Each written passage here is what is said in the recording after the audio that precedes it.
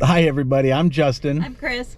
And today we are going to take you on a musical journey through Greenville, through Spartanburg, and surrounding areas. It's all within about 35 miles of each other. But there's a lot of musical history here, and we're going to show you some of it today.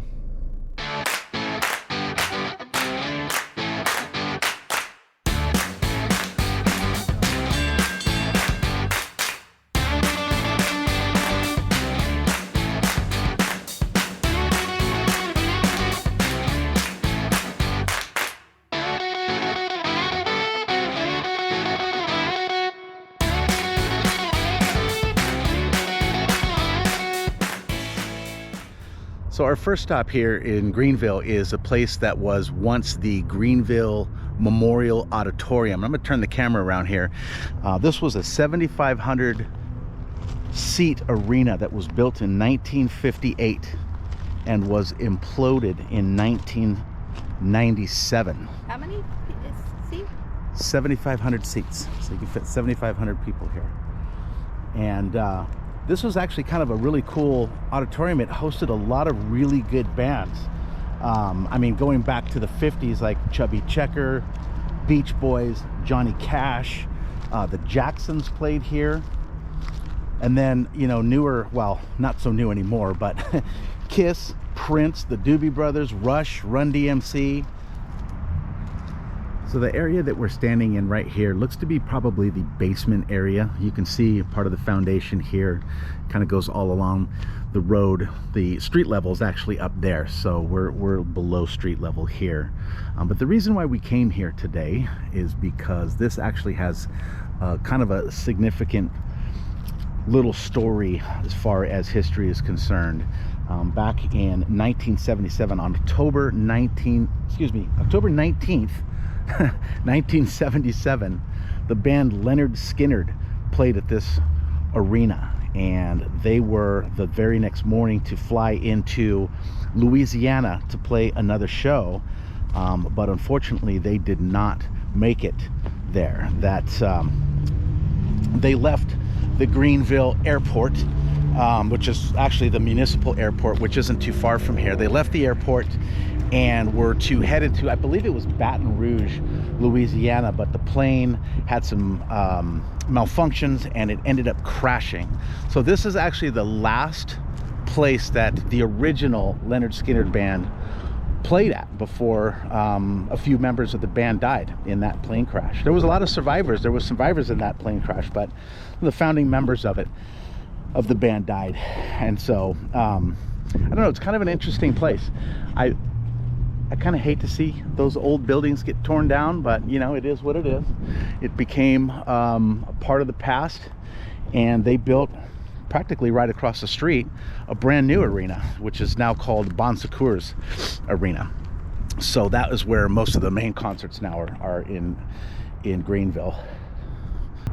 Now I heard a rumor, so I don't know if this is true or not. I could just be sharing a rumor, but I remember when I was a little kid was when they had the accident, and I remember like some of my friends' parents were really into Lynyrd Skynyrd, and they said that on one of the album covers, that the last album that they made before they were killed, that there was a fire circle around the members who were actually killed in the plane crash. Yeah, I've heard that before. And then I guess they reissued the album cover, but I have never seen the album cover.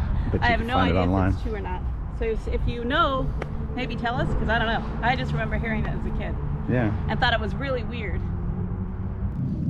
Okay, so we are here at Greenville Municipal Airport's GMU. I don't know what the U stands for, but this is the airport where the Lynyrd Skynyrd plane took off from just before it crashed.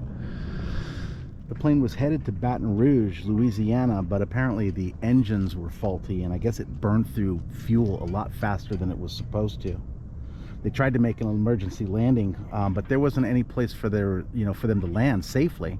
So what ended up happening was they crashed it into a wooded swamp in Galesburg, Mississippi. The crash took the lives of 3 band members, lead singer Ronnie Van Zant and Steve and Cassie Gaines, plus the band's manager and the 2 pilots of the plane. Oh, so they're like a husband and wife? They both died? Yeah, they both died. Oh, that's sad. Or I don't know if they were husband and wife or brother and sister. I think they were husband and wife, though. Oh, here comes another plane taking off. Wow, there's a lot of planes here. Yeah. Like, I've seen like 4 since we've just got here. They take off pretty regularly here. I wonder if any of these pilots need friends. Wouldn't you love to go on a plane? It's like a perfect day. Prior to them departing this airport, several of the band members, even days leading up to the crash, had expressed concerns over the plane. Apparently, one of them was looking out the window during one of the previous flights and saw flames coming out of the engine. They didn't want to get on the plane. But the lead singer of the band, Ronnie Van Zant, said, you know, when it's time, what did he say? He said, when it's your time, it's your time. Let's go, man. We got a gig to do. And a few hours later, they were dead. He was dead anyway. So, I mean, I guess that's kind of a haunting thing to say, you know, when it's your time, it's your time. And then, boom, you're gone. In fact, Aerosmith, the band Aerosmith, was going to rent that plane before Lynyrd Skynyrd did, but they had one of their managers, and I guess his father, who was kind of knew a lot about airplanes, go out and inspect the plane, and they said it wasn't safe to fly. And while they were out there inspecting it, the pilot and the co-pilot were both drinking whiskey in the plane, so they turned them down. They said, no, we're not going to rent this plane. So Lynyrd Skynyrd took it over, and look what happened. I mean, Aerosmith could have been the band that died in that plane at some point, but you know, they were smart enough to turn it down. Yeah. Like, the world would be like a completely different place now if Aerosmith had died and Lynyrd Skynyrd had lived. Isn't that odd? Yeah. But yeah, this is the place where they took off. So this is maybe 10 minutes from the arena, the Memorial Auditorium that we were just at. This is just the airport where small planes, you know, small jets like private jets and these little planes like this take off from. But let me say, this is a really nice place. They have a cafe in here that you can eat, but it closes super early. And yeah, it's open from 11 to 2:30. They have a really nice park, a children's park, and then over there they have miniature golf. So it's kind of a nice way to come. If it wasn't so hot, it'd be a nice way to come out and spend the day with your family too, and you could watch the planes take off. So if you get a chance and you're looking for something to do, this is a good place to come. Yeah. If you'd like to play putt-putt. I'll show real quick. I don't want to film a bunch of little kids, but yeah. There's a little kids park right there, and then on the other side over there is mini golf, so you can come out here. It's kind of cool because, you know, the kids might be interested in watching the planes take off, so they can come out here, play on the playground, watch the planes take off. You can have lunch then you could have lunch in here in this little cafe, which closed about an hour ago. Too bad, because I'm hungry. But yeah, this is it's a cool place. Until I saw this place, and then I was like, oh, grilled cheese sounds delicious. Yeah, we're headed to Lyman, South Carolina right now. In Lyman, which is it's still in Greenville County, and it is, I believe it is anyway. It's not far from Greenville. It's maybe just 10 miles outside of Greenville. It's in between Greenville and Spartanburg. And here is a house that the rapper DMX used to live in. He lived here in the Greenville area from the late, I guess the late 2000s, like 2007 through 2013 or 14 or something like that. He owned a home out here, and he lived here. So we're headed to that house right now. You've arrived at your destination. No, Right there. this is it right here.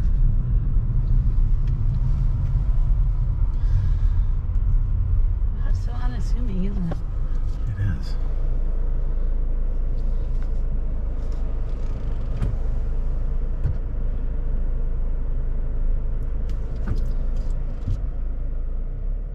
He really it was really like unobtrusive. Like, I thought it would be a lot more grand or something, wouldn't you? I mean, to think that one of the like Grammy Award winning rapper just lived in that regular suburban house is kind of interesting. Yeah. So DMX lived here in the late 2000s, I guess, and I guess he was pretty well known around the community, but he kept getting arrested for driving without a license around here. Maybe that's why he moved, do you think?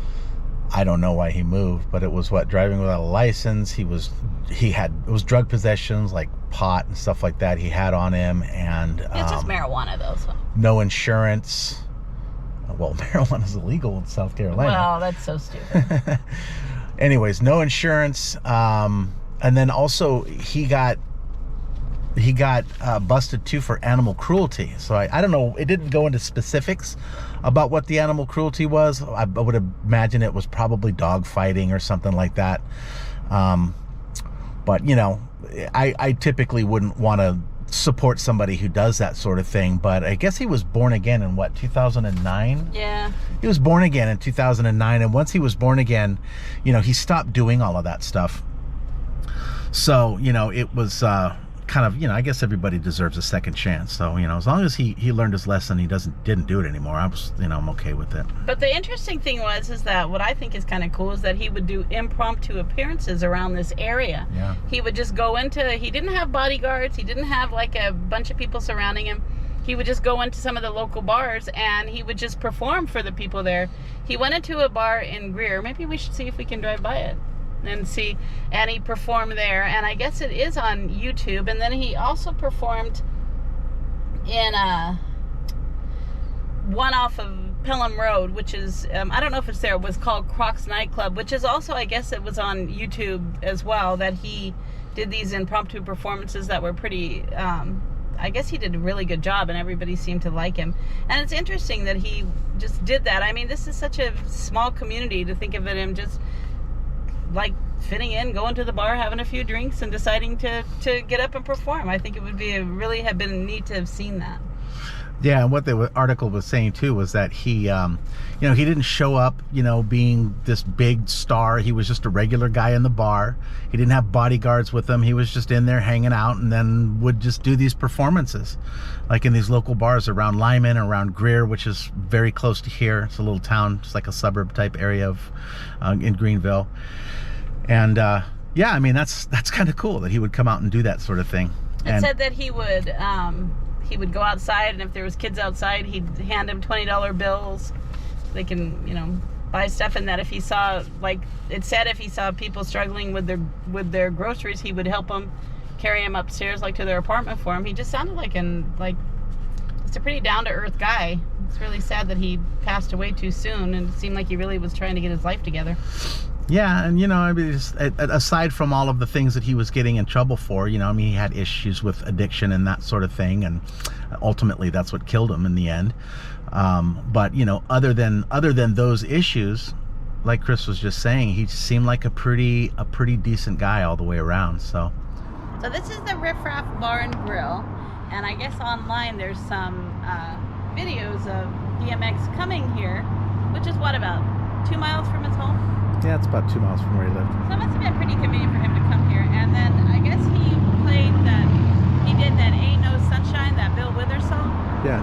And I guess it was really a big deal when he came here. So we came here and we were gonna go have a beer, but it's closed on Sundays. And it's open from 3 to 11, so it's not an actual bar, it's a bar and grill. So it's not like a... Yeah. Well, it's right up the street from a restaurant that we like, so we'll have to come back here. Yeah, we'll have to go back here after we go to there one day. They have real California taco salad.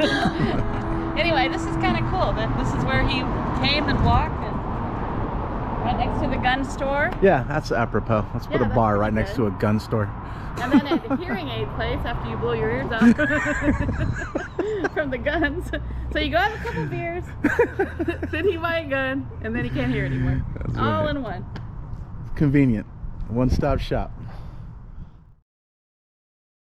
On a side note, this isn't music related, but I didn't know this. So this dog is a statue of Chaser the Border Collie, who's lived from, how long did he live? 2004 to 2019. Said that he was the smartest dog in the world because he had an unprecedented language learning of over 1,000 objects, 1,000 different toys. It says Chaser has the largest tested vocabulary of any animal on the planet, which garnered her international fame and the title of the smartest dog in the world. I guess they lived right here in Spartanburg. Huh. Well, I guess that the way they taught her to learn was through play. Mm-hmm. So it wasn't like training or teaching, they played with her. And that's how she learned all these languages. Okay, so we're in Spartanburg City. Spartanburg, the city of Spartanburg. It's actually kind of a nice, it's a nice little town, you know. I think it's had some bad times in the past, but they're really turning it around and making it a nice little city. A lot of people are moving here. But anyways, here they have this music trail of people that are notable figures in the history of music. And one of them is this gentleman by the name of Pink Anderson. Now, he was a blues man that lived in this area. He was born in 1900, died in 1974. And he played blues here and in Columbia and just kind of all around the Carolinas is what he was most famous for. Now, most of his music wasn't really famous. He was famous for a different reason. There was another gentleman that he used to play with. These guys played together all the time. His name was Floyd Council, and Floyd lived in North Carolina, about 200 miles northeast of here. So they're a ways away. This was back in the 60s, 50s, and 60s when they were playing their music, and Floyd Council and him were together. So what makes that story interesting? So if you're familiar with the band Pink Floyd, the founding member of Pink Floyd was a guy by the name of Syd Barrett, and he came up with the name of Pink Floyd, named after these two Carolina bluesmen, Pink Anderson and Floyd Council, who again played together on occasion. It's kind of interesting because, I mean, Pink Floyd, when they were formed back in, I think, in the 60s, early 70s, you know, there was no internet, there was no, you know, social media, there wasn't really a lot of places to get information. So a guy from England to find and know about these guys, and there really wasn't a whole lot of recordings from these guys either. It was just a few recordings here and there. But for them to be aware of who these two gentlemen were, and for them to be able to put together those two names to come up with the name Pink Floyd is pretty cool. But anyways, the namesake for Pink Floyd lived here in Spartanburg City. Here it is. We came to visit the grave of Pink Anderson. I'm so happy we actually found it. We never find them. Yeah, it's always hard for us to find grave sites. They don't really give you specific directions, you know, as to where to find a lot of famous people's graves. They'll tell you if you look at Find a Grave, they'll tell you the name of the graveyard. But a lot of times they won't give you any specifics as to where to find it. But we found it. Thank goodness based on for Murray. Murray, yeah, Murray helped us out. We were looked for that until we found it. Thank you, Murray. But yeah, here it is. This guy was half of the namesake of the band Pink Floyd. I don't think I finished telling the whole thing about how that name came about. Basically, what it was that the founder of that band, that Syd Barrett. So there's a little bit of back and forth as to how it really happened. Some accounts say that he had listened to an old blues album that had a bunch of different artists on there, and these two guys, Pink Anderson and Floyd Council, were in the liner notes, and he just kind of liked the names and just kind of mashed them together, and that's how he came out with Pink Floyd. And then another account said that these two were his favorite bluesmen. So I don't know, that's the story I like the best. I think that would be kind of a cool story. But either way, that's legitimately who that band was named after. I'd like to go see the Floyd Council grave, but it's like 200 miles from here, so that's probably not gonna happen. Well, what happened is that during the time of after the 20s and 30s, during the Hemingway time and that kind of stuff, with the Beat generation of the 50s, it started to bring like folk music and blues music to the public eye. And so a lot of times, like, these guys who would have been considered like nowadays like punkers or the cool guys, it was common then to be like into old blues music. It was what the cool people did, like that, you know, that was part of how they were nonconformists. So they would research these old blues guys. And if you look at a lot of the famous rock stars, like When the Levee Breaks, that song by Led Zeppelin, is an old blues song from, you know, hundreds of years ago. And so a lot of their music that you see that they made was just kind of regurgitated blues music from people like the Piedmont Blues, people like these guys. started it. So that's kind of cool. That's true. A lot of the British rock bands, you know, that started in like the 60s and the 70s and stuff like that, started out as blues bands. They were just straight blues, and then they kind of developed their own sound. Rolling Stones was one of them. The Beatles was one of them. Eric Clapton was another one. There was a huge blues explosion in Europe, kind of as blues started to die out here in the United States. Became less popular, was kind of being replaced by rock and roll music. It actually made its way over to Europe and England and places like that, and just got huge. So those guys, it was a lot of those English people, those English bands that kept blues going. So and when the Levee Breaks was recorded during a levee break in Mississippi in 1927. And they turned, like, if you look up, you Google when the Levee Breaks, it shows Led Zeppelin. But they didn't write the song. No, they didn't write the song. I think it was written back in the 20s when that levee broke, when the actual levee broke, the real one was in like Mississippi or something like that. And even though slavery had been obviously abolished many, many years before that, they were forcing a lot of the African American community to help to fix the levee, and they weren't paying them to do it. So it was kind of forced free labor, and it was actually one of the, I think, the causes of the Great Migration. A lot of them just said, screw this, and they just got out of there and moved up north to like Chicago, places like Chicago and stuff like that. Well, we got to pay homage to Pink Anderson. It was cool to have grown up with Pink Floyd, and now seeing that we live in the community of where they started from. Isn't that pretty neat? Well, where they got the name from anyway. Well, and they probably were influenced as well. Yeah, could be. Yeah, well, Pink Floyd, I believe, I don't know if they did any blues music, but I'll have to look into that. I know a lot of Pink Floyd music, but I don't know if they did. I'm sure that they had they were influenced by a lot of blues people. I mean, I wouldn't doubt that. But anyways, we're off to the next spot. There was a Christian hymn that was written back in 1779 by a guy by the name of John Newton. And John Newton wrote like religious poetry, and Amazing Grace was the words anyway.